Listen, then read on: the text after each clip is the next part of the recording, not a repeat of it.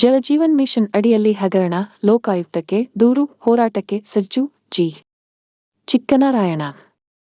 ಗ್ರಾಮೀಣ ಭಾಗದ ಜನರಿಗೆ ಶುದ್ಧ ಕುಡಿಯುವ ನೀರನ್ನು ನಳದ ಮೂಲಕ ವಿತರಣೆ ಮಾಡುವ ಕೇಂದ್ರ ಸರ್ಕಾರದ ಮಹತ್ವಾಕಾಂಕ್ಷಿ ಯೋಜನೆ ಜಲಜೀವನ್ ಮಿಷನ್.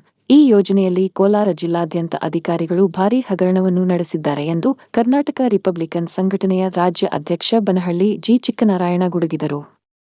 ನಗರದ ಅಂಬೇಡ್ಕರ್ ಭವನದಲ್ಲಿ ಕರ್ನಾಟಕ ರಿಪಬ್ಲಿಕನ್ ಸಂಘಟನೆ ಮತ್ತು ಆಲ್ ಇಂಡಿಯಾ ಬಹುಜನ ಸಮಾಜ ಪಾರ್ಟಿ ಮತ್ತು ಅಂಬೇಡ್ಕರ್ ಸ್ವಾಭಿಮಾನಿ ಸೇನೆ ನೇತೃತ್ವದಲ್ಲಿ ಕರೆಯಲಾಗಿದ್ದ ಸುದ್ದಿಗೋಷ್ಠಿ ಉದ್ದೇಶಿಸಿ ಮಾತನಾಡಿದ ಅವರು, ಕೇಂದ್ರ ಸರ್ಕಾರವು ಗ್ರಾಮೀಣ ಭಾಗದ ಜನರಿಗೆ ಶುದ್ಧ ಕುಡಿಯುವ ನೀರನ್ನು ಒದಗಿಸಿ ಅಲ್ಲಿನ ಜನರ ನೀರಿನ ಭವಣೆಯನ್ನು ನೀಗಿಸಬೇಕು ಎಂಬ ಸದುದ್ದೇಶದಿಂದ ಜಲಜೀವನ್ ಮಿಷನ್ ಯೋಜನೆಯನ್ನು ಜಾರಿಗೆ ತಂದು ಕೋಟ್ಯಾಂತರ ರೂಪಾಯಿ ಬಿಡುಗಡೆ ಮಾಡುತ್ತಿದೆ. ಆದರೆ ಇಲ್ಲಿನ ಅಧಿಕಾರಿಗಳ ಭ್ರಷ್ಟಾಚಾರದ ವಕ್ರದೃಷ್ಟಿಯಿಂದ ಯೋಜನೆ ನೆಲಕಚ್ಚಿದೆ ಎಂದು ಆಕ್ರೋಶ ಹೊರಹಾಕಿದರು. ನಕಲಿ ಬಿಲ್, ಕೋಟ್ಯಾಂತರ ರೂಪಾಯಿ ಹಣ ಲೂಟಿ. ಕುಡಿಯುವ ನೀರು ಮತ್ತು ನೈರ್ಮಲ್ಯ ವಿಭಾಗದ ಕಾರ್ಯಪಾಲ ಅಭಿಯಂತರು, ತಾಂತ್ರಿಕ ಮತ್ತು ಉಪವಿಭಾಗಾಧಿಕಾರಿಗಳಾದ ಸೂರ್ಯ ಪ್ರಸಾದ್ ಹಾಗೂ ರಾಜಶೇಖರ ಹಿರೇಮಠ್ ರವರ ಹಣದಾಹದಿಂದಾಗಿ ಕಾಮಗಾರಿಯನ್ನು ಪೂರ್ಣಗೊಳಿಸದೆ ನಕಲಿ ಬಿಲ್ಲುಗಳನ್ನು ಸೃಷ್ಟಿಸಿ ಕೋಟ್ಯಾಂತರ ರೂಪಾಯಿ ಹಗರಣವನ್ನು ನಡೆಸಿದ್ದಾರೆ. ಇದಕ್ಕೆ ಪೂರಕ ಎಂಬಂತೆ ಜಿಲ್ಲಾ ಪಂಚಾಯಿತಿ ಮುಖ್ಯ ಕಾರ್ಯನಿರ್ವಹಣಾಧಿಕಾರಿಗಳಿಗೆ ಮಾಹಿತಿ ಸಲ್ಲಿಸಿದ್ದರೂ ಸಹ ಯಾವುದೇ ಪ್ರಯೋಜನವಾಗುತ್ತಿಲ್ಲ.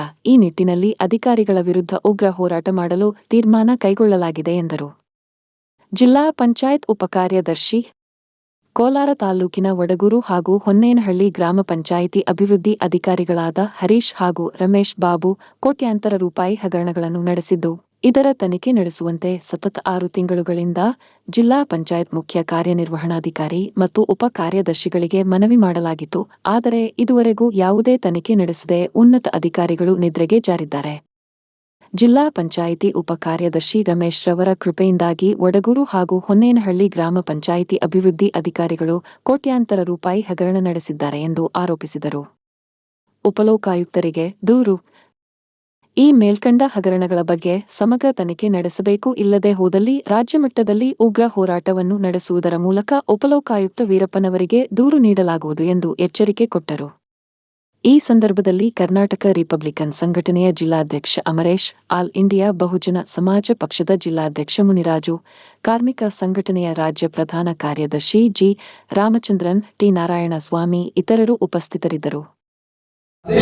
ಕುಮಾರ್ ಅವರ ವಿರುದ್ಧ ನಮ್ಮ ಹೋರಾಟಗಳು ನಡೆಯುತ್ತೆ, ಮುಂದುವರಿಸ್ತೀವಿ, ನಮ್ಮ ಹೋರಾಟಗಳನ್ನು ಮುಂದುವರಿಸ್ತೀವಿ ಅಂತ ಹೇಳ್ಬಿಟ್ಟು ನಾವು ಈ ಸಂದರ್ಭದಲ್ಲಿ ಮಾನ್ಯ ಗೌರವಾನ್ವಿತ ಮಾಧ್ಯಮಗಳ ಮೂಲಕ ಬಹಿರಂಗಪಡಿಸ್ತಾ ಇದ್ದೀವಿ. ಜೈ ಹಿಂದ್, ಜೈ ಭೀಮ್, ಜೈ ಕರ್ನಾಟಕ.